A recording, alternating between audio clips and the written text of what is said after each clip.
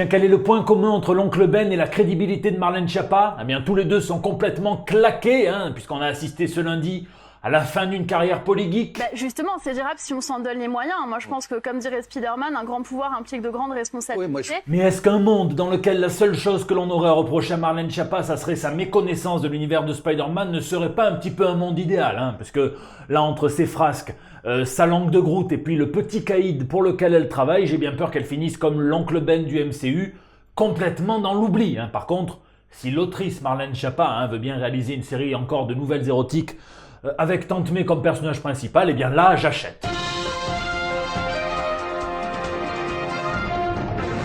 Une émission un petit peu particulière aujourd'hui, vous le voyez, je ne suis pas dans mon décor habituel, tout ça parce que je suis cas contact, qu'il y a plusieurs cas positifs autour de moi, ça se rapproche. Bon, moi j'ai fait mon test lundi, je suis négatif, mais je préfère quand même jouer la prudence, c'est pour ça qu'on a décalé la soirée commis joueur en live sur Dice Throne, puisqu'autant dans le jeu, je veux réduire la santé de mes potes à 0, mais dans la vraie vie, je ne veux prendre absolument aucun risque avec elle, donc c'est impossible de vous dire une nouvelle date aujourd'hui, puisqu'il faut tous qu'on fasse des tests et qu'on soit sûr d'être tous négatifs au moment où on se réunira, mais on est probablement sur dimanche prochain ou lundi soir, on va finir la campagne, le 22, la campagne se finit le 23, d'ailleurs elle cartonne. Je vous tiens au courant sur les réseaux sociaux, sur YouTube, en attendant de ma petite pièce de chez moi, en travaux d'ailleurs, ici votre fidèle commis des comics, vous êtes dans l'émission qui fait le tour de l'actu de l'industrie du comic book et de tous ses dérivés, c'est le 288e JT Comics. On aurait détecté un variant breton du Covid-19 qui serait indétectable avec les tests PCR, sauf si on met du beurre salé sur les cotons-tiges.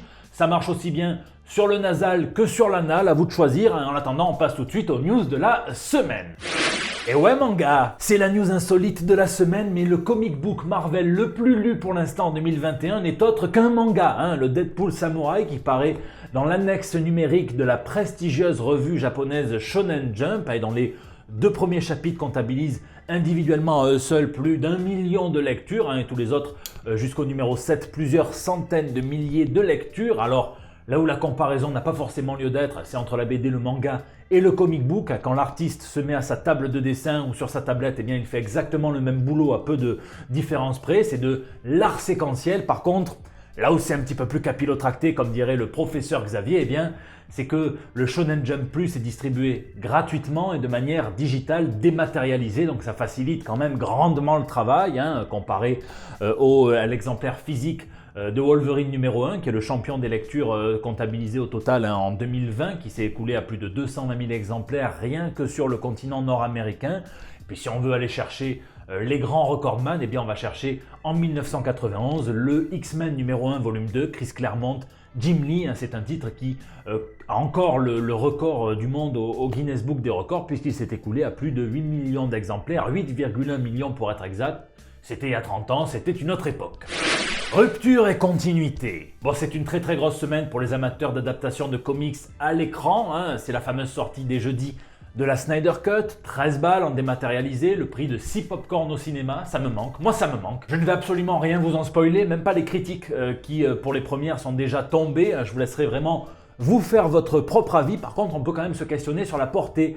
Est-ce qu'il y aura un après? Est-ce que ça va mettre fin déjà à la guerre contre Joss Whedon, dont le plus vaillant soldat n'est autre que Ray Fisher, l'acteur qui incarne Cyborg, qui accuse le réalisateur d'Avengers d'avoir eu un comportement déplacé, pas professionnel, qui aurait d'ailleurs entendu dans les premières réunions avec Joss Whedon, il appelait Diana Prince, Wonder Woman, il l'appelait Natasha. Mais bon, ça nous surprendra pas trop quand on voit à quel point il a fait un CTRL-C de la scène où Bruce Banner tombe sur Natasha Romanoff, CTRL-V avec Flash et Wonder Woman, exactement la même scène, sauf que là, le côté un petit peu plus sain, il est chez Marvel, on ne peut pas avoir le monopole de la sainteté. Non, la vraie question, c'est est-ce que ça s'arrête là? Début janvier, Zack Snyder disait n'avoir absolument aucun intérêt à poursuivre un quelconque film du DCEU. Là, cette semaine, il a déclaré qu'il rêverait d'adapter fidèlement The Dark Knight Returns de Frank Miller à l'écran. Alors est-ce que, on a appris avec Zack Snyder à ne jamais dire jamais, donc est-ce qu'il va revenir? Est-ce qu'il ne va pas revenir? En plus, il a ouvert une sacrée boîte de Pandore, ça fait déjà un petit moment, mais il a déclaré qu'il y avait 10 versions, 10 autres Snyder Cut, dont une qui était plus longue que celle qu'il va nous proposer jeudi, ça sent le nouveau hashtag. Et pendant ce temps, Marvel tient son cap, tranquillement, et continue de développer les histoires de ses personnages via des mini-séries sur Disney+, avec après WandaVision, Le Faucon et le Soldat de l'Hiver, dont le premier épisode sortira dès vendredi. D'ailleurs, les acteurs se sont réunis pour parler de la phase 4 du Marvel Cinematic Universe, qu'ils tiennent absolument à sortir au cinéma, donc ça sortira entre aujourd'hui et plus l'infini. Et ce qui est intéressant, c'est qu'Anthony Mackie a déclaré qu'il voulait absolument avoir un pied dans le monde de Blade, le reboot de Mahershala Ali, que ça soit avec simplement de la figuration, une réplique, quitte à se faire casser la gueule comme il s'est fait donner par Ant-Man, mais il veut y être. En attendant, je sais pas vous, mais moi je suis comme le Baron Zemo, je suis complètement bouillant. On peut déjà commencer les théories. Est-ce que c'est Mephisto? Est-ce que c'est le Ghost Rider en contre-champ qui est en train de soulager sa vessie? Je vous laisse me dire dans les commentaires. Reptile. Je le dis avec tout le sang-froid qui me caractérise, c'est pour moi la meilleure news de la semaine, puisque le co-créateur de The Boys, de Preacher, de plein d'autres comics, Garth Ennis, et l'artiste Liam Sharp s'associent pour créer un titre Batman sur le Black Label, le fameux label DC adulte, mature, dans lequel on peut presque tout voir, sauf le Bat-Boob, sauf que là, DC peut toujours essayer de couper la queue de Batman, elle repoussera, puisque ça s'appelle Batman reptilien et que ça viendra décrire comment un nouvel ennemi de Batman, reptilien, donc à la Killer Croc, viendra s'en prendre aux antagonistes, aux vilains de Gotham City, à tel point que Bruce Wayne, Batman, va devoir mettre son nez dans le dossier. Alors Ennis a très rarement écrit des récits centrés sur le personnage de Batman. La fois où il s'en rapproche le plus, c'est peut-être dans l'excellent titre Legend of the Dark Knight, du numéro 91 au 93, où c'est pas son meilleur récit, mais on y retrouve clairement ses lubies, la guerre du Vietnam, les drogues, le néo-noir avec des détectives privés assez musclés à Gotham City en plus, des antagonistes hauts en couleur à l'image de ce Dr. Freak, un mec qui ne redescend jamais de son trip puisqu'il se baigne dans la piscine faite du sang de ses victimes d'overdose, avec une drogue de sa propre fabrication qui est très puissante et qu'il veut inoculer à la moitié de Gotham via une campagne de vaccination, c'est AstraZeneca. On y trouvait déjà une mention au lézard, mais c'est surtout pour parler des poèmes de Jim Morrison, et puis bon, toutes les fois où Ennis a incorporé Batman en périphérie de ses autres séries, Hitman, Section 8, donc Six Pack, Dog Welder, c'était plus sur le modèle de la parodie, comme cette fois où Batman gare sa Batmobile, va retirer au distributeur de sa propre banque parce qu'il ne supporte pas de payer les 3 $ de taxes si jamais il retire à une autre banque que la sienne. Manque de bol, il est mal garé. Il se prend une amende sur son petit dos fragile qu'il a beaucoup de mal à supporter, un petit peu comme un deuil dans la famille, et puis à tel point qu'il frôle avec un quiproquo, l'outrage à agent avec celle qui le verbalise. Là, vu le preview, il me semble quand même que la tonalité sera beaucoup plus sérieuse. En tout cas, je suis brûlant, il me tarde vraiment de découvrir ce titre, je sais pas vous, mais je sais que comme tous les titres de Garth Ennis, il ne nous laissera pas indifférents. NFT. Bon, ça me fait déjà chier d'essayer de comprendre comment fonctionne un livret A, donc croyez-moi, la news qui vient est aussi douloureuse pour moi qu'une nuit d'amour endiablée avec tout un bataillon de soldats du Wakanda, mais on va quand même le faire. On va parler de NFT, donc des non-fungible tokens, qui sont de la crypto-monnaie associée à des œuvres d'art. Non-fungible, c'est non fongible, à savoir qui ne peut pas s'échanger contre quelque chose de similaire, c'est unique, contrairement à 1 € que vous pourriez échanger contre une autre pièce de 1 €, eh bien là non. C'est le nouvel Eldorado de gens qui ont apparemment beaucoup de fric, que j'invite à se signaler dans les commentaires, pour que je leur fournisse mon RIB, puisque j'ai des omnibus qui vont pas s'acheter tout seuls, et sous prétexte d'art, certains disent que c'est une manière de faire circuler des grosses sommes d'argent dont la provenance est assez floue, dont tout le processus est très énergivore puisqu'il faut miner la crypto-monnaie à coup de gros ordinateurs qui tournent H24, je ne sais plus si on est dans Minecraft ou dans de l'argent. Et je veux bien les croire quand je vois que, par exemple, le tout premier tweet du fondateur de Twitter s'est adjugé à plus de 2,5 millions de $, ou alors cette vidéo par l'artiste Beeple s'est adjugée à 6,6 millions de $, alors que je peux moi aussi la posséder en faisant clic droit enregistrer. J'ai juste pas le certificat d'authenticité. Bon, moi ça me dépasse complètement ce truc, je vous avoue, mais pourquoi pas, En tout cas, il y a des agences spécialisées dans la crypto-monnaie qui ont fait appel à des artistes pour faire des partenariats spécifiques, et donc ils ont fait appel à José Delbo, qui est un vétéran de l'industrie octogénaire, qui a travaillé sur Wonder Woman entre 1976 et 1981 et qui a créé plusieurs séries limitées à une centaine d'exemplaires de ce crypto-art pour Wonder Woman, et donc tous se sont vendus entre 700 et 3500 $. L'exemplaire unique s'est adjugé à 228 000 $. En tout, l'artiste s'est fait près de 2 millions de dollars en crypto-monnaie. Ça doit clairement le changer des tarifs de chez DC de l'époque. Et je trouve ça fou quand je vois les prix beaucoup plus modérés des couvertures originales, des planches originales, des commissions. Moi qui ai la chance de travailler sur le jeu de rôle Batman de Monolith avec Sean Murphy, Anthony Jean, Marini, avec Olivier Coipel, que j'embrasse d'ailleurs. Couvrez-les d'or à eux, achetez-leur leurs planches, voilà, achetez du Mignola. Couvrez d'or Bruno Bessadi qui vient encore de sortir un nouvel artbook, plein de créatures fantastiques. Au moins vous pourrez le tenir dans vos mains. Alors certes, en cas d'effondrement mondial, ça vous servira à rien, mais pas plus qu'un fichier JPEG. Désolé, je parle comme un réac, je vais très vite me calmer avant que Valeurs Actuelles ne repartage tous mes JT. Et en matière de réaction, justement, DC a très vite fait de réagir, d'intervenir dans ce débat.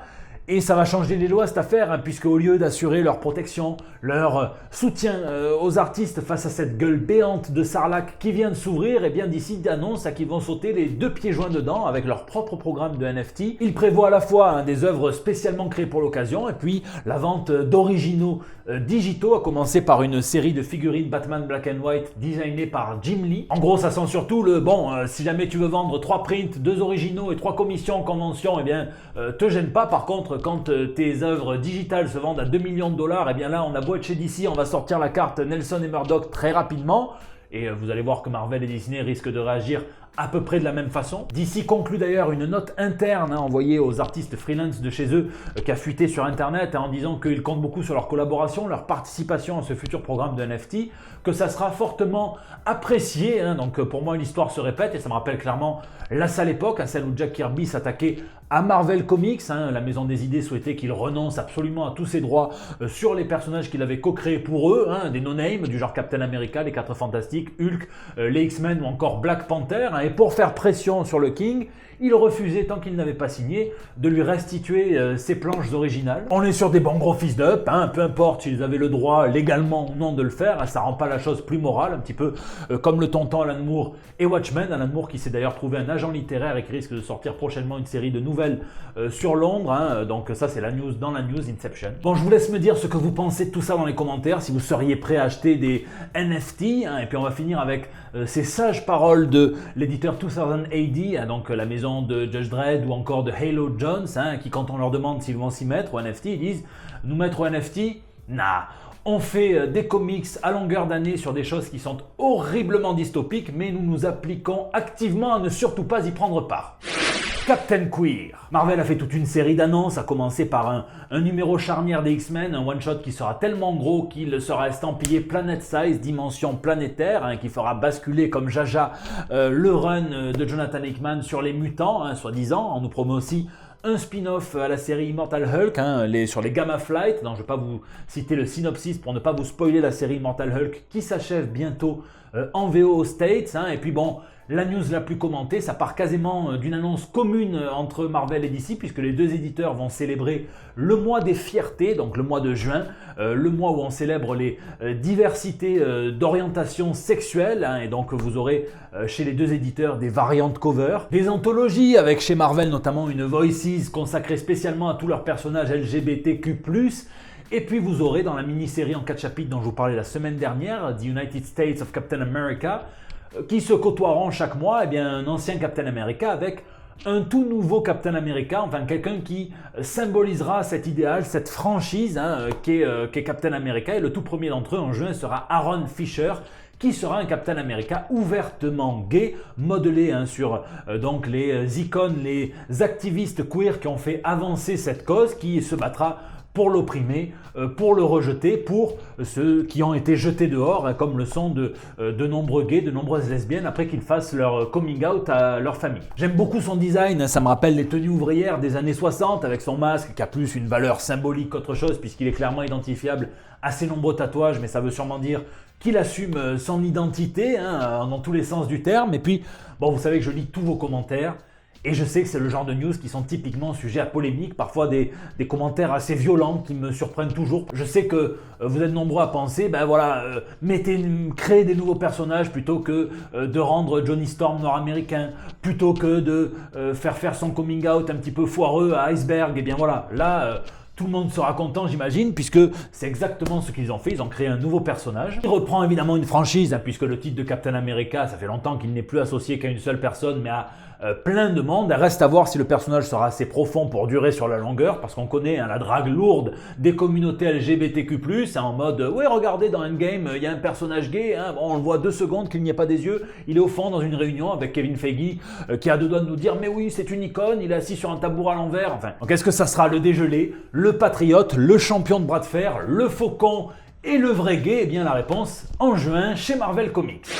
Lisez, et cette semaine, c'est quasiment un anniversaire, puisque c'est la première fois que je collabore avec Urban, qui m'a envoyé le Batman Arkham Double Face. Donc c'est une nouvelle série, donc un format anthologie, plusieurs récits de différentes époques qui sont consacrés à des antagonistes, des vilains de l'univers du Dark Knight. Le premier, c'est Double Face, et moi j'aime beaucoup ce genre de format, puisque ça permet de voir la généalogie, voire même la géologie d'un projet. Vous savez, c'est comme les différentes couches de la Terre. Un vilain comme Double Face, il est créé en 1942, donc c'est une autre époque, une autre façon d'écrire Batman. Donc vous avez 3 épisodes qui permettent de définir les contours du vilain, et puis une nouvelle couche avec Neil Adams et Denis O'Neill qui essayent dans les années 70 de le remettre un petit peu au goût du jour, avec des nouvelles origines. Donc voilà, ça se modifie, encore une nouvelle couche. Et puis vous avez l'excellent Injustice truquée, qui est un annual qui vient essayer d'épaissir un petit peu le personnage, de le rendre plus tragique, de lui donner des circonstances dans son enfance, un cadre plus strict à son trouble mental. Il y a une réflexion sur la justice,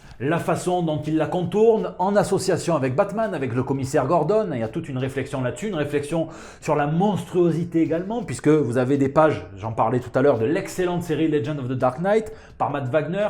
Ça s'appelle Faces. Il n'y a que Crime et Châtiment par De Matteis que je trouve un petit peu éclaté, un petit peu trop caricatural. Là, ils ont trop forcé. Mais il y a quand même aussi l'excellent Batman Black and White de Bruce Timm, qui est peut-être le récit le plus adulte que vous trouverez là-dedans. Il y a peut-être même un petit hommage à Sin City, vous me direz si vous l'avez lu, si vous voyez de quoi je parle. Donc je me suis vraiment régalé, je vous le conseille. Le prochain, ça sera sur Poison Ivy, et puis ensuite sur le Pingouin. J'espère que le niveau sera le même. Évidemment, il n'y a pas tous les récits emblématiques du personnage, puisque certains ont été publiés dans d'autres parutions urbaines, notamment sur du Gotham Central, sur un Long Halloween, ou plus globalement la trilogie, Jeff Lobb, Tim Sale sur Batman. Vous avez aussi les origines du New 52 qui avait été retravaillé pour le personnage. Vous aviez aussi Jurisprudence, un récit dans lequel, après No Man's Land, Gordon était attaqué par Double Face en justice directement, et Gordon choisissait pour se défendre Harvey Dent. Donc ça mettait en scène vraiment la schizophrénie du personnage, la double personnalité à merveille. En attendant, je vous laisse me dire ce que vous lisez ou geekez, et je vous remercie puisque c'est la fin de ce JT. Merci d'être toujours de plus en plus nombreux à le regarder. Vous faites cartonner tout ça, notamment avec vos pouces bleus, avec vos partages sur Facebook, vos tweets, vos retweets, vos incorporations dans vos stories Instagram. Je le vois, ça me fait chaud au cœur. Merci beaucoup. N'hésitez pas à réagir dans les commentaires sur YouTube où je réponds à chacun d'entre vous, bien sur les réseaux sociaux. Vous me laissez vos petits messages pour El Bando del Pueblo, votre espace de liberté depuis plus de 5 ans maintenant. Prenez soin de vous. Prenez soin de tous. Je vous donne rendez-vous probablement dans le week-end ou début de semaine prochaine pour le commis joueur en live, puisqu'on est chaud, on est brûlant, on veut le faire. Et puis sinon, pour se calmer un petit peu, la semaine prochaine pour des nouvelles toutes fraîches. Petit conseil, si vous voyez des vieux hommes traîner avec ces chaussures aux abords des écoles primaires, c'est sûrement qu'ils aiment un petit peu trop les enfants et qu'ils veulent les attirer dans des pièges du côté sombre et illégal de la force. Je dis ça, je dis rien.